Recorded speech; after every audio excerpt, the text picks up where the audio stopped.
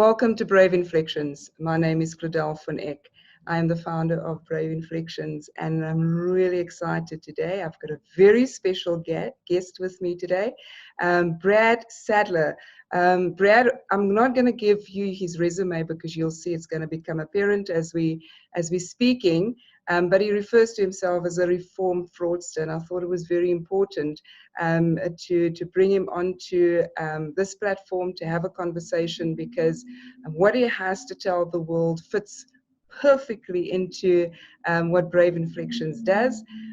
Brad is a keynote speaker. He speaks on many different platforms, but also online, right, Brad? You've also started to do quite a bit of this kind of thing, speaking online.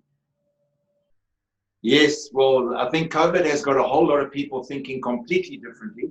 I never thought I'd be an online speaker because I don't like social media or YouTube, but in fact I've had to reconsider all of that, and I must say it's actually been quite good to go online. And I've been doing conferences online. Can you believe it? Yeah, and, that's amazing. So yeah, it's been a kind of a change in thinking, but I think we've all got to adapt to what we're faced with. But yes, I've now gone online of all things. I never thought I would, but there we go. Yeah. Fantastic. But Claudelle, it's wonderful to be speaking to you this morning, and thank you for inviting me. I thank you for availing yourself, Brad. Brad also speaks to, organizations wanting him to come in and speak to their staff. So if you want to get hold of him, I will have his website address on the bottom of this video, so please contact him. Brad, can we just start with maybe just give us a brief background? And when we're talking about a reformed fraudster, how did you get there? Well, I at a young age, I'd got into a career of banking, and I hadn't been in banking long when my boss was headhunted to start a corporate bank. And so he asked me to come and join him, and a few of us started a corporate bank. And 6 years after having started that corporate bank, I found myself in the position of being arrested for fraud. And 4 years later, after the court case, I was sentenced, and I was sentenced to a fine and community service. And then the prosecution said, no, there's no consistency in sentencing for white-collar crime, and so it was taken on appeal. And 18 months after that, the appellate division came back and said, no, we need to have a consistency in sentencing for white-collar crime. And so I was then sentenced to 4 years in prison, of which I served 14 months in prison, and then I was released on correctional supervision. That, in a nutshell, is probably a large chunk of my corporate life. But out of that, I think a number of things happened, which we'll speak about today. And I think one of them, when people say, reformed fraudster, anyone can be reformed. No matter what you've done, there's a reforming that can take place. But as white-collar crime, I think, has kind of been in the news lately, and even under COVID, there's all sorts of people saying, well, there's been tenders that have been fraudulently obtained, and so fraud is very much in people's minds. So reformed fraudster, people go, sorry, what was that? Reformed fraudster? Exactly. What is that? Do you think that fraudsters can become reformed? Is it possible? Because I think in a lot of people's minds, once a fraudster, always a fraudster. Yeah. So I think you've got to start off with the fact is that, can people change? I think that's what we need to get to the bottom of. Can people change? And it's all walks of life, not just maybe in finance, but so the key is, can people change? And for me, I think the question to ask is, can you see a change in my life now to in 1994 when I was arrested? And I think if you've been around me long, people say, actually, he is a different person. I'm not the same person I was in the corporate world. I had to make some adjustments. Some of them were not forced on me, but I think I was taken to a place where I had to make some decisions about the rest of my life. And it happened when I was in prison. I came to this place of saying, I do not want to be here again. And so I'm going to need to make some directional changes in my life and stick to it. So I think reformed is always stick to the new plan. Is you can't kind of, oh, things are tough, let me go back to my old plan. I think the closest person you've got to ask my wife, say to, is Brad a different person? And she'll say, well, he's still Brad. There's a lot of characteristics, it's still him. But there is a lot that's changed. And I think that's part of reform is reformed has the person changed. And you've got to be able to see it. I always say the fruit of the tree. You know, you always got to see is their fruit. So a seed gets planted, becomes their fruit.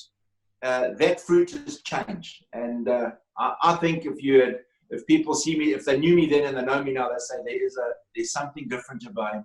I do believe people can be reformed because they can be changed. But it comes from the person. The person, you've got to change. You've got to decide, I'm going to make those changes and stick to them. So you almost sound like an alcoholic who has to make the decision that I need to stop drinking and then working on it and continually working on it. Is that a good analogy, or am I way off base? No. I think it's a great analogy that the things you were doing before, you've got to say no more, no matter what my circumstances, no more. So one of them, I think, in the corporate world, because I was very young when I went to go and start the corporate bank with my boss.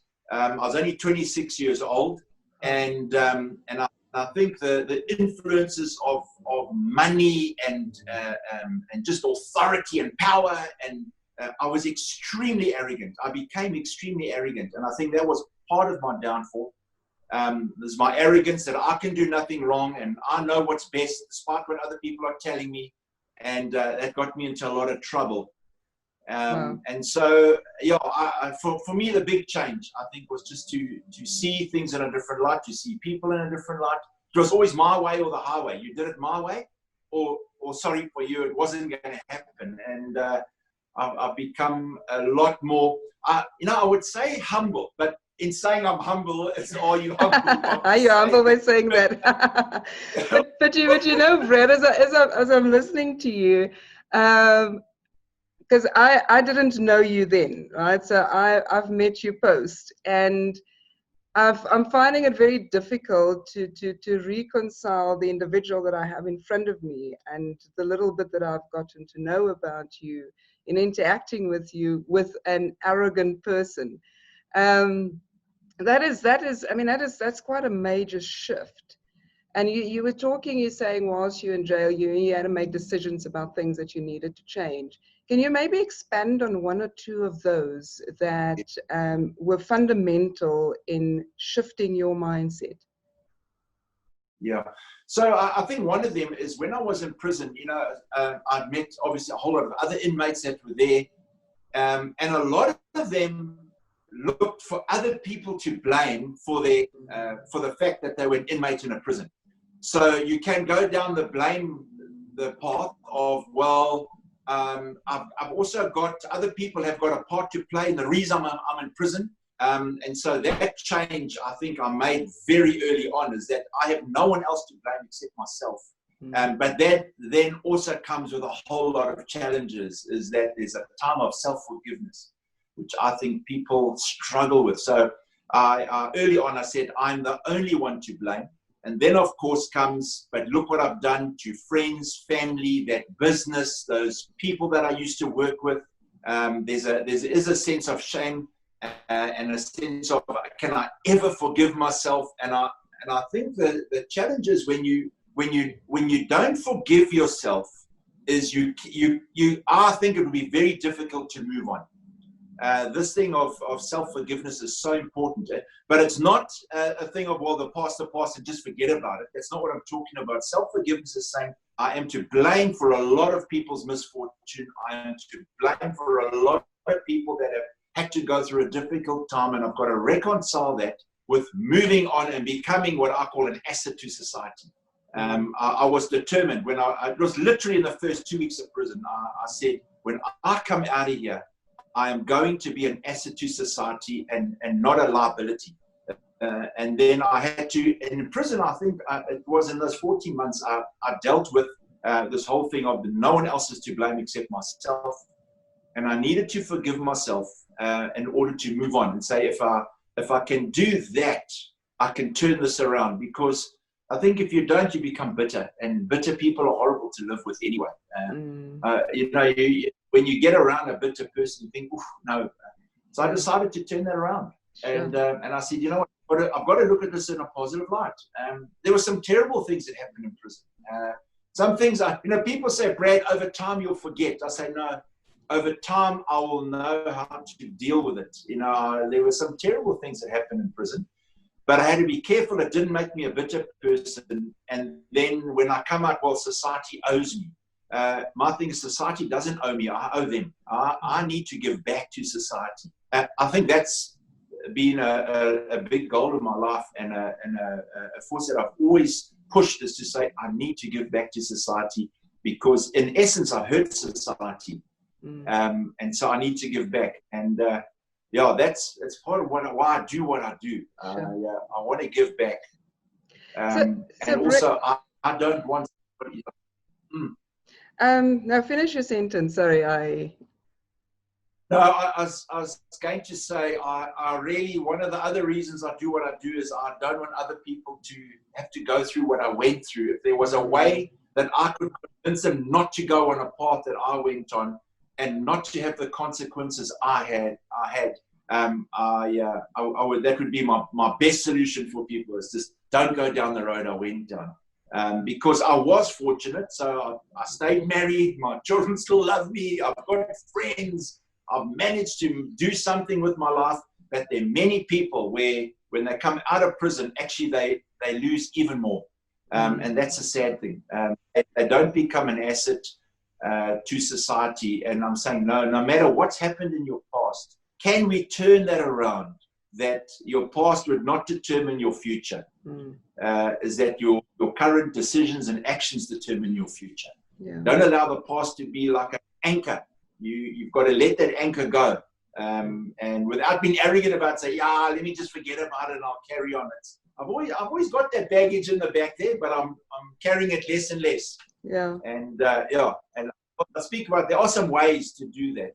How do you find this healing from a traumatic thing that you've been the cause of? And don't blame others. You see, because of them, I'm actually in prison. No, you're in prison because you made those decisions. But isn't that a very typical human response? You wanting to protect yourself from having to feel the shame, and then you go into denial. And so when we go into denial, we blame others, and you can very easily then find yourself in that very vicious loop.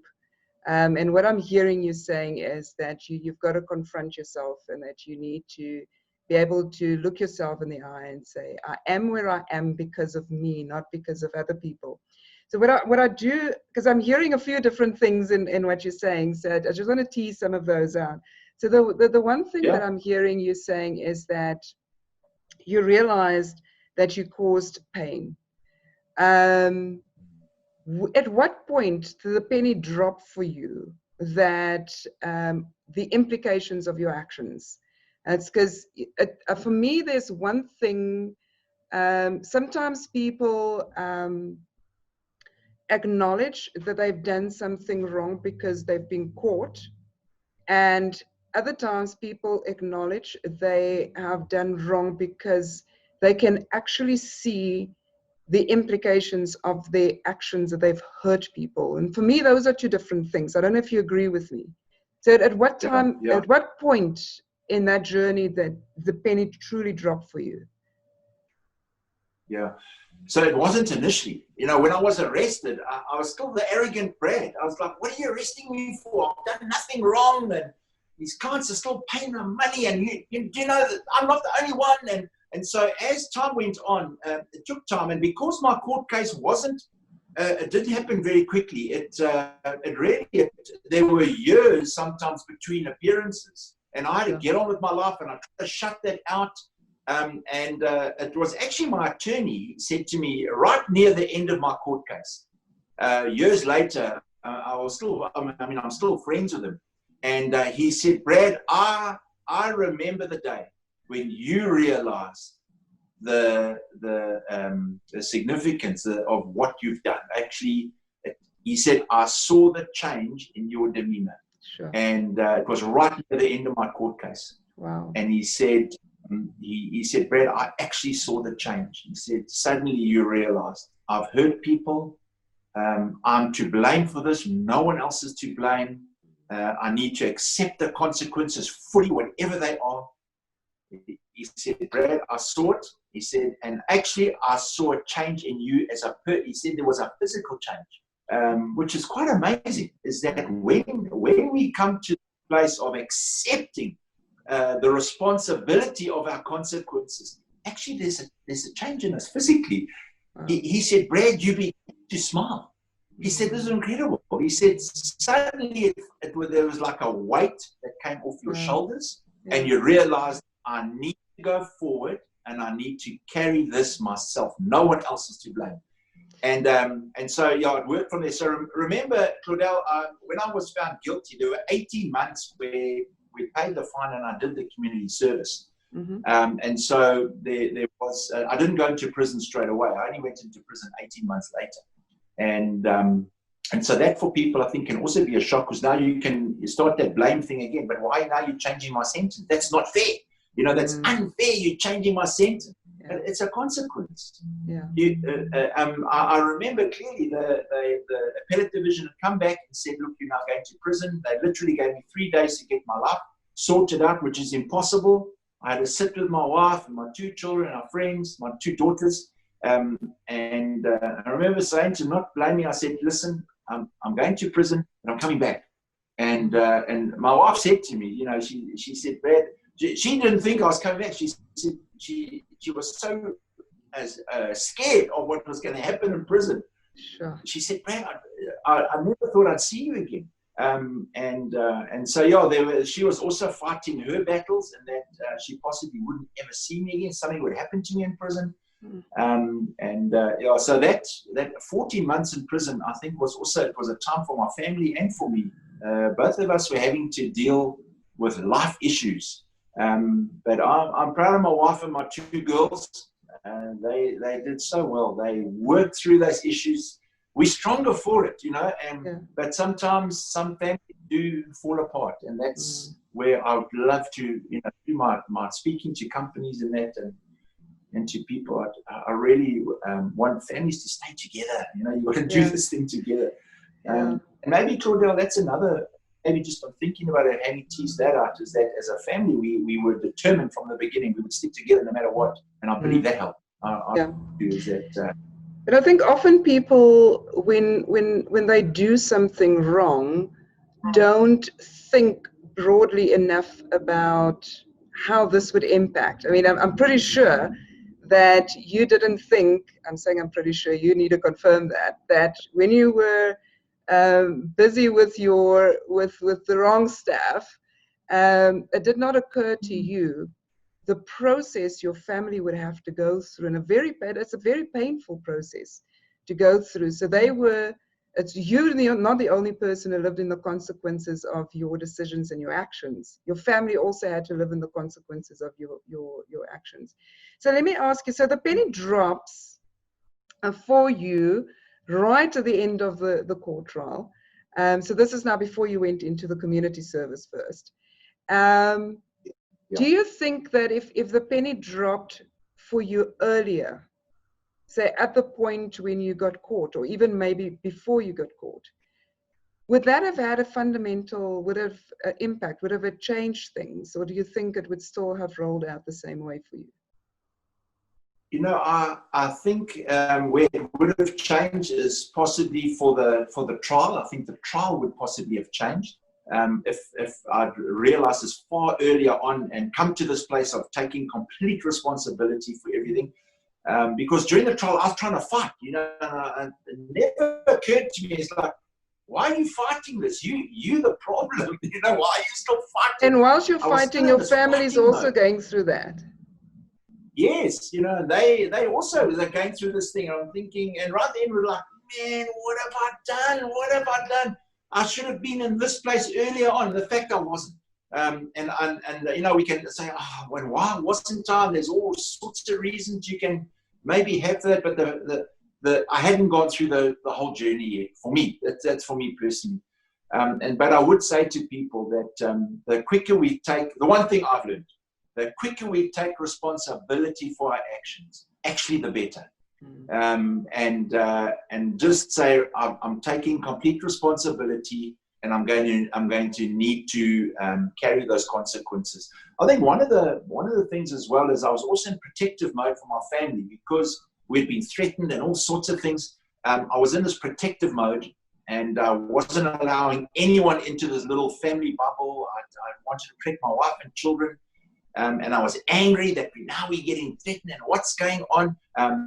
But even though when I look back, I think, oh man, if I could have been in the place, in fact, the day I went into prison, if I could have been in that place mentally right at the beginning of my trial, I think it would have been different. There would have been a shorter trial. I just think it would have been different. But, you know, sometimes we go on a journey and we learn these lessons. But that's why I speak to people. I love to input in people's lives and say, why don't, instead of going through this yourself, why not just hear me out, and maybe there's some other decisions you would make slightly differently having heard what I've got to say. But, you know, people still got to make their own decision. We can listen. You can listen, and at the end, you still got to make your own decision. No one can force you to do that. No, that's very true. Brad, the other thing that I heard you didn't use the word, but I am deducting from what you're saying is, in realizing what you've done, the consequences, one would have to have a sense of empathy, right? So being able to empathize with those who, and I'll put this in inverted commas, be the victims, because the victims are not just the ones against who the fraud has been committed or those who would have lost money. It would have been everybody else who got hurt in the process, the family and so forth. But you would almost need to be able to feel what it feels like to stand in their shoes, to realize the pain that you've caused. You know, I think that's something that is difficult for people. If you've never been in that place, it's difficult to have empathy when you've never been in that place. I'm not saying you can't have empathy, it's just a little bit more difficult. But empathy for me is so crucial in everything. In decisions we make, we've got to have empathy for the people we're making almost decisions for. And so if you make a decision in business, is how would the person on the receiving end of that decision feel? Or the community or another business? We've got to have this sense, I call it community. I really do. I speak about community as that as a business, you're actually not on your own. You impact a much wider community of people. And that's a much better word to use rather than we impact our clients. I'm saying, no, you impact community, because it's not just your client, it's the people that are also relating to them. There's husbands, wives, mothers, fathers, other people, children. And so I like to use this word communities. We impact communities. Your client touches so many other people, and your decision for that client actually touches all those other people they touch. And right and wrong, when we made right and wrong decisions. And so your empathy is a big thing, but it's empathy in community. Listen, it's not one-on-one. So someone once said to me, they said, Brad, you know, fraud is such a personal crime. So I said, no, wait, let me correct you there. Fraud's not a personal crime. It touches so many people that you don't even know it's touching. And I think that's one of the things in prison for me, because I wasn't allowed to speak to anybody from the bank. Obviously, there might have been a witness in the trial. I was completely isolated for all the people that were impacted from the banking side from all my decisions. I mean, obviously, my family and my friends I was still speaking to. And so it was difficult to kind of relay things to them, but I couldn't. I wasn't allowed to. And so I had to, in prison, I had to sit down and say, you know what, if I ever meet those people by accident or by chance, I need to be the first one. Before they even say, Brad, how are you? And say, I'm sorry. Sorry. Yeah. I'm sorry. I'm sorry if you've been troubled by those decisions. I'm so sorry. Yeah. So I have had some opportunities, funnily enough, Yeah. and there were some of the auditors, some of the auditors that were at the bank at the time, and I had an opportunity to say sorry to them. I said, I'm so sorry. Sorry, one, if I impacted your life in any way negatively, then I also said, I'm sorry I didn't listen to you. Because they were saying, Brad, you guys can't do these things, man. What's going on? You audit, we'll bank, we're making money. It's going to be all right. And I said, I'm so sorry I didn't listen to you. You were actually right, So business, I tell people, you must listen to your auditors. You must listen to your governance team. God, I'm telling you. Yeah. And I think a very important thing that you mentioned, and I'll sum it up as Ubuntu, right? So for the international viewers, Ubuntu is an African philosophy that essentially, and I see it tied very, very closely to quantum physics, that says that everything is interconnected. So it essentially says that I am because you are because we are. And it speaks to how we affect each other. So you cannot think about yourself in isolation.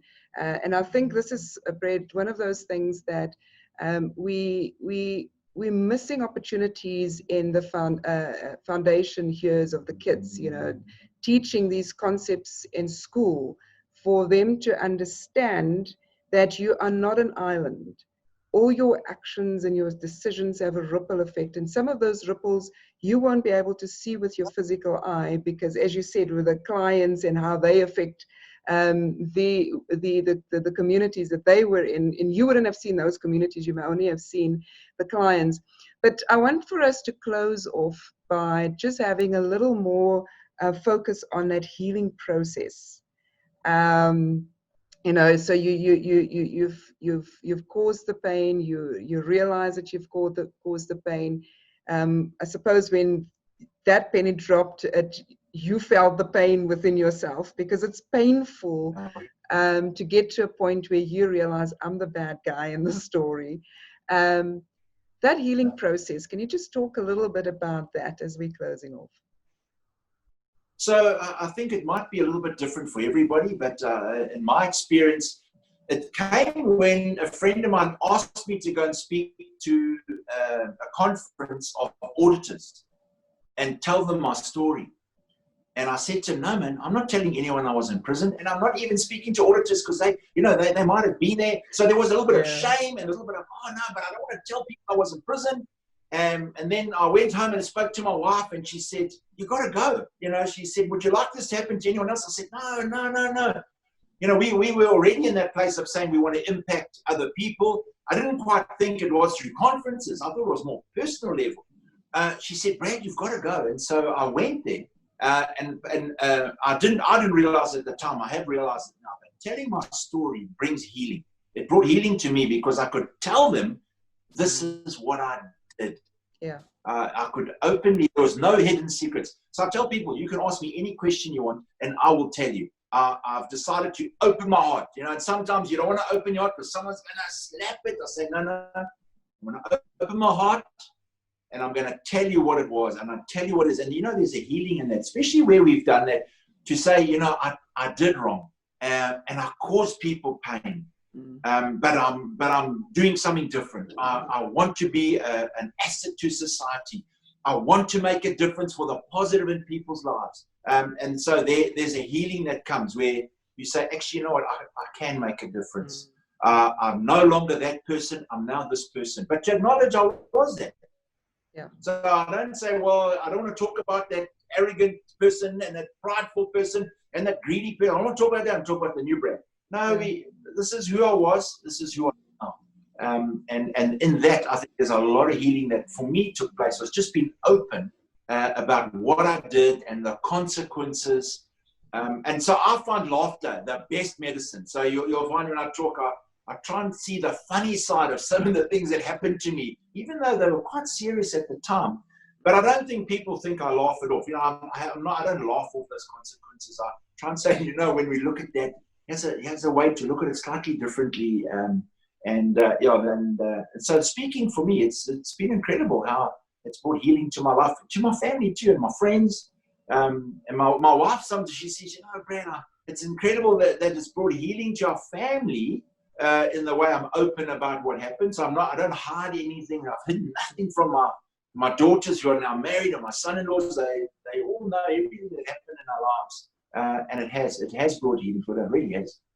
Actually, as you were talking, Brad, the analogy that comes to mind, I always say that to heal a wound, you have to open it, you've got to clean it.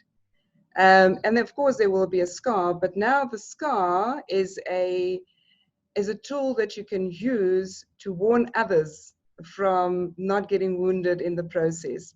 I really appreciate the fact that you are willing to speak openly, because I think it is when we speak openly about our failures and how we have overcome them, we help others. So many people are in a position where they haven't yet done something wrong, but they may be, so they're at that cuff, and they don't see a way out because they don't hear voices that speak to them in terms of how they can get out and just the consequences of what they're about to do. But also, I think often people look at others and think, well, other people are so perfect, I'm not. But when we can speak about our imperfections, others learn, well, actually, nobody is perfect. We all have to deal with our demons. And those demons come in different forms. Right? For you, it was that part of you that you had to confront. But thank you. I really appreciate the fact that you were so open and honest with us today. I'm going to have another conversation with Brad. So if you been watching this video, go and look for the other one as well, and I'm pretty sure you're going to get some very insightful things from Brad there. If you want to contact Brad, if you want him to either come and speak at your conference, whether it is face-to-face or online, or just to come and speak to your staff, his website address is at the bottom of this video. You'll be able to contact him there. Brad, thank you very much. I really, really appreciate this time with you.